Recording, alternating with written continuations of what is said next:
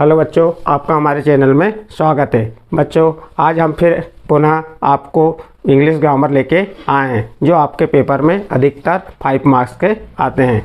जैसे देखिए, English grammar के तहत डू एज डायरेक्टेड आते हैं, ये 5 मार्क्स के आते हैं। ये चेंज करने के लिए आते हैं, तो इनको कैसे सॉल्व करना है इसको आसान तरीके से मैं आपको बताने का प्रयास कर रहा हूँ। ठीक है बच्चों, देखिए पहला क्या दिया हुआ है, हामिद राइट्स अ लेटर।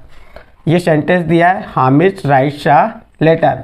इसको ब्रैकेट में क्या कहा है, पढ़िए, change in to past indefinite tense. कौन से टेंस में चेंज करने को कह रहा है, पास्ट इंडेफिनिट टेंस में। इसको पास्ट सिंपल टेंस भी कह सकता है, इसको सिंपल पास्ट टेंस में भी चेंज कर, इसको इंडेफिनिट मीन्स होता है सिंपल पास्ट टेंस, उसमें चेंज करने के लिए आ सकता है। तो सबसे पहले आपको पास्ट इनडेफिनिट टेंस का स्ट्रक्चर मालूम होना चाहिए। इसका स्ट्रक्चर होता है सब्जेक्ट प्लस वर्ब की सेकंड फॉर्म प्लस ऑब्जेक्ट। जब तक आपको स्ट्रक्चर नहीं मालूम होगा पास्ट इनडेफिनिट टेंस का, तब तक आप उसको नहीं बदल पाएंगे, क्योंकि ये जो दिया है आपका हामिद राइट्स अ लेटर, ये सिंपल प्रेजेंट टेंस का सेंटेंस है और इसको चेंज करने के लिए किस में कहा है, सिंपल पास्ट टेंस में। Indefinite means past, simple past tense ही होता है। तो अब हम सबसे पहले इसका सब्जेक्ट लिख लेते हैं। सब्जेक्ट क्या हो गया, हामिद, हामिद। अब वर्ब की सेकंड फॉर्म, यहाँ वर्ब क्या है, राइट्स। राइट्स का सेकंड फॉर्म क्या होता है, रोट। Write, wrote, written. तो सेकंड फॉर्म क्या हो गई, रोट। सेकंड फॉर्म क्या हो गई, wrote a letter. Only for इसमें क्या चेंज हुई है, वर्ब की फर्स्ट फॉर्म सेकंड फॉर्म में बदल गई है। आपको वर्ब की तीनों फॉर्म मालूम होना अनिवार्य है जब इस प्रकार से चेंज करने के लिए आता है। देखिए इसके बाद सेकंड नंबर क्या कह रहा है, स्टूडेंट्स आर प्लेइंग फुटबॉल। निर्देश क्या दिए हैं ब्रैकेट में, चेंज इनटू नेगेटिव, यानी कि आपको किस में बदलना है, नेगेटिव में। यह भी आपको अफर्मेटिव में, इसको कायम बदलना है नेगेटिव में। तो हमने इसके पहले आपको नियम में कुछ बताए थे कि यदि नेगेटिव बना समय सेंटेंस में हेल्पिंग वर्ब है तो हेल्पिंग वर्ब के बाद नॉट लगा दीजिए तो नेगेटिव बन जाता है। तो कैसे बनाते हैं, देखिए, स्टूडेंट, स्टूडेंट्स, हेल्पिंग वर्ब क्या हो गई, आर, और इसके बाद ओनली क्या लगा देना आपको, नॉट। स्टूडेंट और नॉट, बाकी जैसा का वैसा, प्लेइंग, प्लेइंग फुटबॉल। तो इस टाइप के जो नेगेटिव बनाने के आते हैं बहुत इजी होते हैं। यदि हेल्पिंग वाले वर्ब के सामने जो हेल्पिंग वर्ब होती है, हेल्पिंग वर्ब लगी हुई है, तो आपको नेगेटिव बनाते समय ओनली क्या लगा देना है, नॉट। एनीवे कोई भी हेल्पिंग वर्ब आ जाए, हेल्पिंग वर्ब हमारी 21 होती है, उनमें से कोई भी आ जाए तो आपको उसके बाद क्या लगा देना है, नॉट लगा देना। तो इस प्रकार से नेगेटिव बन जाता है। इसके बाद थर्ड नंबर का क्या कह रहा है, cows it gross, cows it gross, और ब्रैकेट में क्या दिया है, चेंज इनटू इंट्रागेटिव। अब हमें क्या बनाना, इंट्रागेटिव। इंट्रागेटिव मीन्स होता है प्रश्नवाचक, इंट्रागेटिव मीन्स होता है प्रश्नवाचक। तो अब इसको हमको किस में बदलना है, इंट्रागेटिव में बदलना है।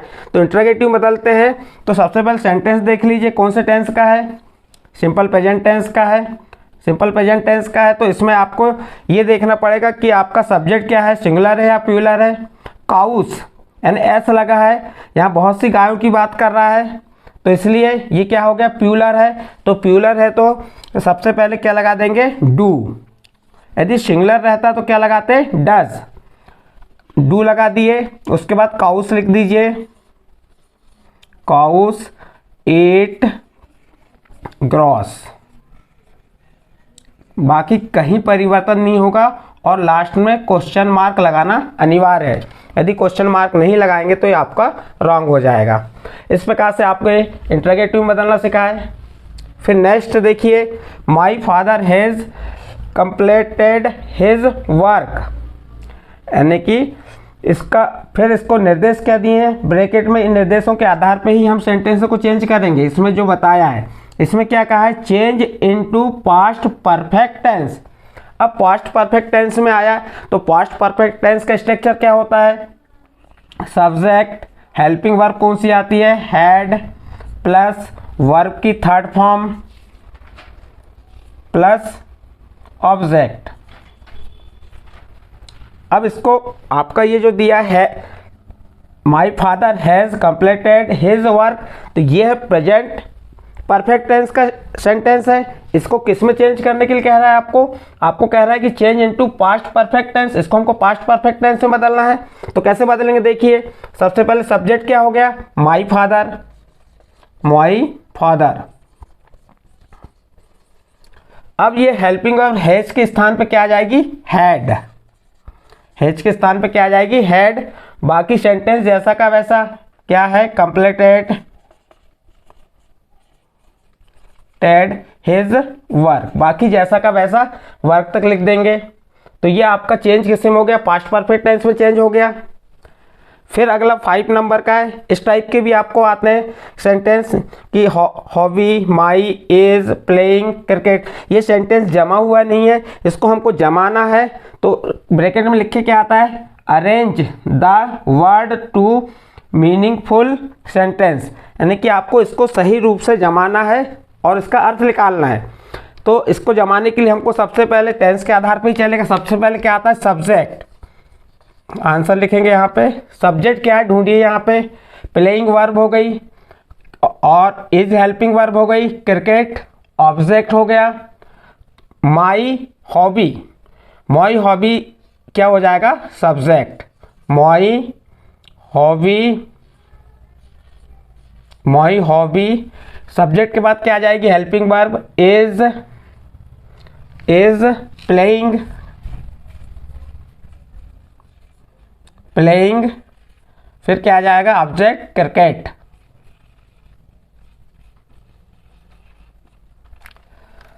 जो सेंटेंस हमने इसको सही रूप बना दिए, पहले सब्जेक्ट ले लिए, फिर हेल्पिंग वर्ब, फिर वर्ब, फिर ऑब्जेक्ट। यदि हेल्पिंग वर्ब नहीं है तो सब्जेक्ट, वर्ब, फिर ऑब्जेक्ट। इस प्रकार से इसको अरेंज करके हमने बता दिए।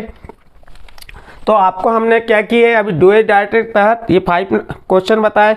इसके बाद अगला बता रहे हैं आपको, देखिए 6 नंबर क्या कह रहा है, the student runs very fast, फिर कॉमा, वो कॉमा नहीं, full stop, he can win the race. यहाँ पे आपको 2 सेंटेंस दी, एक सेंटेंस दिया the student run very fast, फिर दिया he can win the race. और इसको क्या करना है, ये आपके ब्रैकेट में दिया हुआ है, देखिए कंबाइन यूजिंग सो डैट। आपको जब सो डैट का प्रयोग करने के लिए आता है तो ये बहुत आसान तरीके से कर लेंगे। आपको हिंदी में ट्रांसलेट करते आए या ना आए, मैं इसको बहुत आसान तरीके से बता रहा हूँ कि सो डैट का यूज़ कैसे करना है। देखिए सबसे पहले तो आप स्टूडेंट लिख दीजिए, द स्टूडेंट रन्स, और जहाँ पे वेरी लगा है वेरी को हटा दीजिए, वेरी को हटा दीजिए, वेरी के स्थान पे क्या लिख दीजिए, शो फास्ट, शो फास्ट। और ये जो आपका फुल स्टॉप है सेकंड सेंटेंस को जोड़ने के लिए किसका उपयोग कर दीजिए, that, so fast that he, H छोटा बन जाएगा, he can win the race. इसमें आपको क्या बोला था उसने, शो डेट, शो मीन्स होता है इतना और डेट मीन्स होता है कि।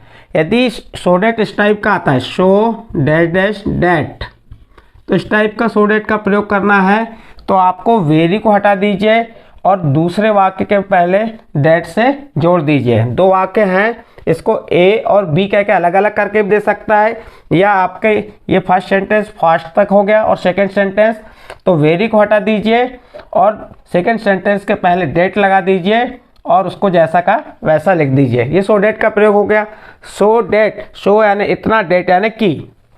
एक सो डेट ये हुआ। एक सो डेट आपको इस टाइप से भी आता है, कंबाइंड वाला, जिसमें डेट डैश डैश नहीं होता।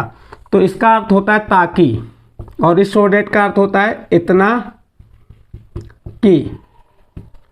तो इस ताकि वाला कंबाइंड वाला सो डेट आता है तो दोनों वाक्यों के बीच में लगा दीजिए। यदि कंबाइंड वाला आता है तो दोनों वाक्यों के बीच में, और डैश डैश वाला आता है तो वेरी को हटाइए, शो लिख दीजिए और डेट से दूसरे वाक्य को जोड़ दीजिए। कभी कभी वेरी नहीं आता, वेरी नहीं आता तो जो आपकी वर्ब है उसके बाद जो लिखा रहता वर्ब के बाद शो लगा दीजिए। ठीक है बच्चों, सो डेट का प्रयोग अधिकतर पेपर में आता है और बहुत सरल होता है। अधिकतर वेरिच वाले आए हैं, वेरी को हटाइए, शो लगा दीजिए वेरी के स्थान पे और डेट से जोड़ दीजिए। मैंने हिंदी मीनिंग से इसका कोई संबंध नहीं पहले बता दिया। फिर सेकंड देखिए, Mister David lives in Mumbai. Mister David कहाँ रहते हैं? मुंबई में रहते हैं। अब इसको क्या कहा है उसने? Make a question beginning with where. किसका प्रयोग करना है यहाँ पे? वेयर। वेयर यानी होता है कहाँ। यहाँ पे क्या बताया जा रहा है? Mister David lives in Mumbai. Mister David कहाँ रहते हैं? मिस्टर डेविड मुंबई में रहते हैं। लेकिन अब हम प्रश्न करना है उससे, तो किसके माध्यम से? वेयर के। तो क्या होता है जब इस टाइप के WH वाले जो आते हैं वो सबसे पहले स्टार्टिंग में आते हैं। जैसे लिख दिया हमने वेयर, वेयर, और यहाँ पे क्या है यानी कि आपका सब्जेक्ट सिंगुलर है तो क्या आ जाएगा? Does. Where does Mister David live, और इससे एस हट जाएगा, क्या आ जाएगा? लिव, और लास्ट में प्रश्नवाचक चिन्ह यानी क्वेश्चन मार्क। अब इसका क्या अर्थ हो गया कि मिस्टर डेविड कहाँ रहते हैं? तो आपको आंसर मिलेगा Mister David lives in Mumbai. तो वेयर का प्रयोग कहाँ किया जाता है? पहले किया जाता है। डज क्यों आया? क्योंकि आपका सब्जेक्ट क्या है? सिंगुलर है तो डज आएगा। यदि प्लूरल रहता तो क्या आ जाता? डू। और लीव्स है तो इससे एस को हटा दीजिए तो क्या हो गया? लीव और क्वेश्चन मार्क। इस प्रकार आपको वेयर का प्रयोग बताया। नंबर क्या कह रहा है? He is too poor to pay the fees. इसका हिंदी में हुआ कि वह बहुत गरीब है, वह फीस नहीं दे सकता। इसको क्या कहा है चेंज करने के लिए? ब्रैकेट में दिया है rewrite the sentence using so that, यानी कि दिए गए सेंटेंस में किसका यूज करना है? सो डेट का। अब सो डेट का यूज कैसे करेंगे? बहुत सिंपल है सो डेट का यूज करना, आपको कुछ नहीं करना है। T-O-O देखिए, पहले लिख दीजिए ही इज, और ये T-O-O के स्थान पे क्या लिख दीजिए? शो। फिर लिख दीजिए पुअर, और ये T-O-2 के स्थान पे क्या लिख दीजिए? डेट। फिर इसके बाद हमारा सब्जेक्ट क्या है? ही, तो क्या लिख देंगे? ही, और उसके साथ क्या लग जाएगा? Can not. इसको कैंट भी कहते हैं या कैन नॉट। क्या आ जाएगा? कैन नॉट पे द फीस, PY पे द FEES फीस। फिर से पुनः देखिए, यदि टू वाले सेंटेंस में सो डेट का प्रयोग करने के लिए आता है तो किस टाइप से करेंगे? T-O-2 के स्थान पे क्या लगा देंगे? शो, और T-O-2 के स्थान पे डेट। T-O-2 के स्थान पे डेट लगा दिए। फिर क्या लगेंगे? He can not. ही क्यों लिखे? क्योंकि हमारे स्टार्टिंग में ही है तो ही लिखेंगे, सी है तो सी लिखेंगे। और कैन नॉट क्यों आया? क्योंकि इज है तो कैन नॉट आएगा। यदि यहाँ वास रहता तो यहाँ कुड नॉट आता। तो इस प्रकार से आपको ये टू वाले सेंटेंस में सो डेट का प्रयोग करना बताए। एक सो डेट का प्रयोग वेरी को हटाओ, शो लगाओ, डेट से जोड़ दो। दो प्रकार के हो गए। और एक तीसरे प्रकार का सो डेट भी बताया मैंने, उसका अर्थ होता है ताकि यदि कंबाइंड वाला है जिसमें डेट डैश नहीं दिया है तो इसको यदि दो वाक्य दिए तो दोनों वाक्यों के बीच में सो डेट का उपयोग कर दीजिए। ठीक है, इसके बाद अगला देखिए, Ram is my best friend. क्या कहा है इसमें? क्या करने के लिए? Frame a question beginning with who. किसका उपयोग करने के लिए कह रहा है इसमें? हु मीन्स होता है कौन। हु मीन्स होता है कौन। तो अब यहाँ पे हमको इसका हिंदी में निकालेंगे, Ram is my best friend. Ram मेरा बहुत अच्छा दोस्त है। तो हमको हु का प्रयोग करेंगे। हु का प्रयोग कहाँ किया जाता है? शुरू में हु, फिर क्या लिख देंगे? इज, और माई के स्थान पे क्या आ जाएगा? Your. Who is your best friend, और लास्ट में क्या लगा देंगे? प्रश्नवाचक चिन्ह। हमने अब प्रश्न कर लिए, who is your best friend, तुम्हारा अच्छा दोस्त कौन है? तो आंसर आ जाएगा राम। फिर इसके बाद देखिए अगला, if he does his homework comma that teacher will not be agree. तो यहाँ पे देखिए क्या कहा है, रिराइट यूजिंग अनलेस। किसका यूज करना है, किसका उपयोग करना है, अनलेस का। इन प्लेस, प्लेस यानी स्थान, किसके स्थान पे, इफ के स्थान पे। तो हमको यहाँ पे इफ के स्थान पे किसका प्रयोग करना है, अनलेस का। अनलेस मीन्स होता है यदि नहीं, अनलेस मीन्स क्या होता है, यदि नहीं, और इफ यानी यदि।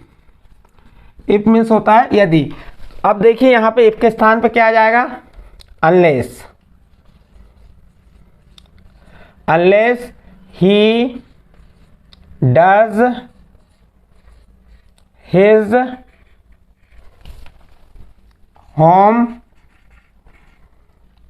वर्क, फिर द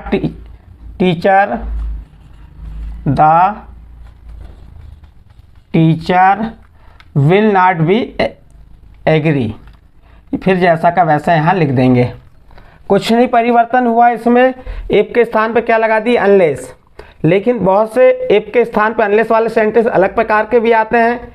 जैसे यहाँ पे इफ दिया है और यहाँ दे दिया डज के बाद नॉट, हिज होमवर्क, और यहाँ दे दिया the teacher will be agree. तो उस टाइम पे आपको क्या करना पड़ेगा, अनलेस का यूज़ तो करेंगे इफ के स्थान पे, लेकिन डज के बाद के नॉट को हटा देंगे। फिर हिज होमवर्क और विल के बाद क्या लगा देंगे, नॉट। इस प्रकार के सेंटेंस में अभी आपको और बताऊंगा बाद में। इस प्रकार से मैंने आपको ये 10 क्वेश्चन बताया, और जो भी प्रॉब्लम है आपकी इंग्लिश ग्रामर के तहत तो आप कमेंट्स बॉक्स में बता सकते हैं। ठीक है बच्चों।